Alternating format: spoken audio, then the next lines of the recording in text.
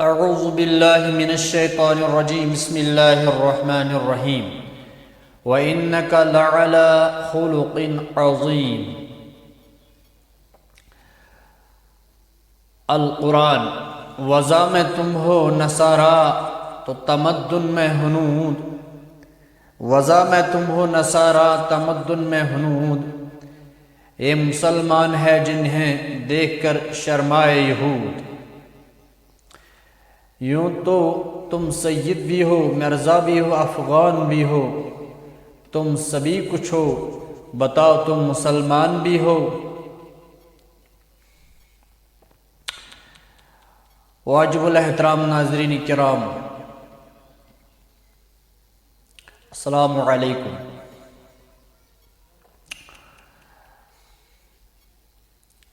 کچھ داناؤں نے لکھا ہے لوگ اچھائیوں اور برائیوں کا مجموعہ ہوتے ہیں، یعنی کہ جو لوگ ہوتے ہیں یہ اچھائیاں اور برائیاں ان کا مجموعہ ہوتے ہیں۔ ہر کسی کے اندر بے شمار خوبیاں بھی ہوتی ہیں اور بے شمار کمیاں بھی ہوتی ہیں، خرابیاں بھی ہوتی ہیں۔ کوئی مکمل خراب نہیں ہوتا، کوئی مکمل برا نہیں ہوتا۔ تو اس کے بعد لکھا ہے موجودہ دور میں وہی انسان سکون کی زندگی بسر کر سکتا ہے جس میں صبر ہو۔ آج کل انسان دائیں بائیں کی باتیں سنتا ہے تو پھر اندر ہی اندر سے آگ بگولا ہوتا ہے۔ اس کے لیے محققین نے لکھا ہے اور قرآن کی راہ سے، قرآن حکیم کی اوراق سے ہمیں یہ پتہ چلتا ہے اس زندگی میں وہی انسان کامیاب اور اس دور میں وہی سکون پا سکتا ہے جس میں جتنا صبر ہوگا۔ لہذا ہمیں صبر اپنانا ہوگا اور صبر کی تعلیم دینی ہوگی۔ اور پریشانیاں آج کل بہت زیادہ ہیں۔ بے شمار لوگ صبح اٹھنے سے پہلے اپنے موبائل کا واٹس ایپ چیک کرتے ہیں، اٹھتے ہی پہلے فیس بک، انسٹاگرام اور واٹ ایور کیا کیا یہ پہلے دیکھتے ہیں۔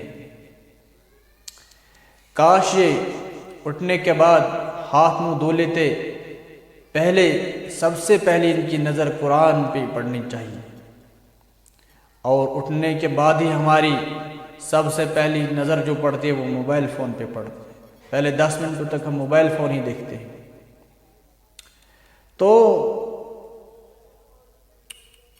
دانشمندوں نے لکھا ہے موجودہ دور میں یہ بھی سب سے بڑی ایک وبا اور ایک وبائی صورت اس موبائل فون نے اختیار کی ہے۔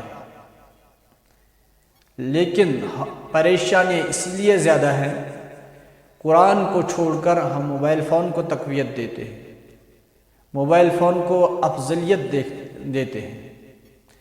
اس وجہ سے آج کل ہر گھر میں، ہر فرد میں، مرد و زن میں پریشانی اور غم کی لہر دوڑنے کو ملتی ہے۔ وہ انسان کبھی غمگین ہو ہی نہیں سکتا ہے جس کے اندر اللہ کا خوف اور محمد رسول اللہ صلی اللہ علیہ وسلم کا محبت ہو۔ اس کے بعد لکھا ہے موجودہ دور میں کیا کچھ ہوتے ہیں۔ جو کم ضمیر اور کم ظرف لوگ ہوتے ہیں وہ معمولی سی الٹ پھیر پہ، معمولی سی تیز کلامی پہ آپ کے تمام رازوں کو پردہ چاک کرتے ہیں۔ جو کم ظرف لوگ ہوتے ہیں، جب ان سے کبھی ہم کلامی ہوتی ہے یا ان سے کوئی راز نیاز کی بات ہوتی ہے، کبھی کبھار زندگی میں ایسا بھی ہوتا ہے کوئی تیز کلامی ان کے ساتھ ہوتی ہے،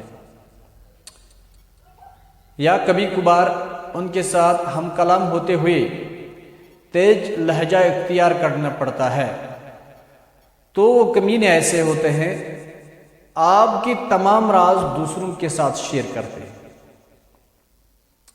اس لیے مفکرین نے لکھا ہے یہ کم ظرف اور کم ضمیر لوگ ہوتے ہیں، ان کے ساتھ اپنے اندرونی معاملات زیادہ تر شیئر نہیں کرنے چاہیے۔ اور اس کے بعد نفسیات لکھتے ہیں اگر ایک عورت روتی ہے تو یہ معمولی سی بات ہوتی ہے، عورت کا رونا معمولی سی باتوں پہ رونا آتا ہے، تو نفسیات نے لکھا ہے یہ تو عام سی ہی بات ہے، لیکن اگر مرد رو پڑے تو سمجھو یہ بہت بڑی بات ہے، چونکہ مرد کو زیادہ رونا نہیں آتا، عورت کو معمولی سی باتوں پہ بھی رونا آتا ہے۔ ایک دانا عاقل اور بزرگ شخص سے کسی نے کہا حضرت جی آپ ہماری نصیحت فرما دیجیے، تو اس اللہ والے نے فرمایا میری نصیحت آپ سے یہ ہے کوئی آپ کی شکایت اللہ کے سامنے نہ کر دے، لہذا اس سے یہ پتہ چلتا ہے، اس سے یہ معلوم ہوتا ہے ہماری وجہ سے کوئی دل آزار، ہماری وجہ سے کوئی انسان پریشان نہ ہو۔ اور یہ بھی لکھا ہوا ہے جب ہم لوگ کسی کا کچھ نہیں بگاڑیں گے تو کوئی انسان دنیا میں ہمارا کوئی نہیں بگاڑے گا۔ جب ہم یوں ہی سے کسی کو برا بھلا کہتے ہیں یا کسی کے پیٹ پیچھے اس کی برائیاں کرتے ہیں تو پھر وہ انسان خود بخود ہوشیار ہوتا ہے، وہ خود بخود بیدار ہوتا ہے۔ اور دوسری بات اس نویت حق کے لیے لکھی ہے اپنی اولادوں کو، اپنی پریوار کو آپ حق کی روٹی، حلال کی روٹی کھلاؤ۔ اگر آپ لوگوں نے اپنے اہل عیال کے خاطر، اپنی اولادوں کے خاطر، اپنی بیٹیوں کے خاطر حرام جمع کیا تو پھر وہ کل کو حرام بن جائیں گے، آپ کی تمام حرام دولت وہ لٹا دیں گے۔ اگر آپ نے اپنے پریوار کو، اپنی فیملی کو حلال کی روٹی کھلائی تو ایک کامن سی ہی بات ہے کل کو وہ آپ کے بچے بڑے ہوں گے، وہ تو حلال کی روٹی خود کمائیں گے اور اپنے اہل و عیال کو کھلائیں گے۔ لہذا انسان کبھی اس غلط فہمی کا شکار نہیں ہونا چاہیے کہ وہ حرام لائے اور اپنے اہل عیال کو کھلائے۔ ہمیشہ انسان کو یہ کوشش کرنی چاہیے میں جو لقمہ لیتا ہوں یہ حلال لقمہ ہونا چاہیے۔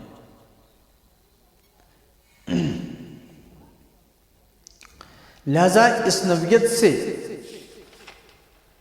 ہمیں اپنے آپ کو پہلے اپنی گریبان کی طرف ہمیں دیکھنا چاہیے، ہم کیا کچھ کر رہے ہیں، ہمارا وتیرہ کیسا ہے، ہم معاشرے میں کیسی زندگی جی رہے ہیں، ہم معاشرے میں آئے روز غمزدہ ہوتے جا رہے ہیں یا ہمیں خوشی محسوس ہو رہی ہے۔ آئے دن ہمارے جو قدم چلتے ہیں یہ صحیح راستے پہ چلتے ہیں یا غلط راستے پہ چلتے ہیں۔ لہذا قرآن حکیم کی ایک مختصر سی آیہ کریمہ ہم نے تلاوت کی تھی، وَإِنَّكَ لَعَلَىٰ خُلُقٍ عَظِيمٍ۔ رسول اللہ صلی اللہ تعالیٰ علیہ وسلم کی شان میں آیہ کریمہ ہے۔ اللہ رب العزت فرماتے ہیں وَإِنَّكَ لَعَلَىٰ خُلُقٍ عَظِيمٍ، ہم نے آپ کو اخلاق کے اعلیٰ فائزے پر منتخب کیا ہے۔ تمام اخلاقیات آپ علیہ السلام میں پیوست کر دیے گئے تھے۔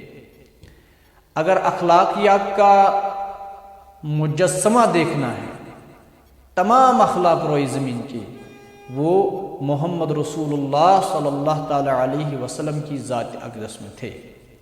لہذا ہمیں محمد رسول اللہ صلی اللہ تعالیٰ علیہ وسلم کی مبارک زندگی کو، ان کے مبارک افعال، اقوال، کردار کو اپنانا چاہیے۔ تو امید قوی یہی ہے، یقین کامل یہی ہے، اس سے ہمارا یہ جہاں بھی سدھر جائے اور وہ جہاں بھی سدھر جائے کہ محمد سے وفا تو نے تو ہم تیرے ہیں، یہ جہاں چیز ہے کیا لوح و قلم تیرے ہیں، وما علینا الا البلاغ۔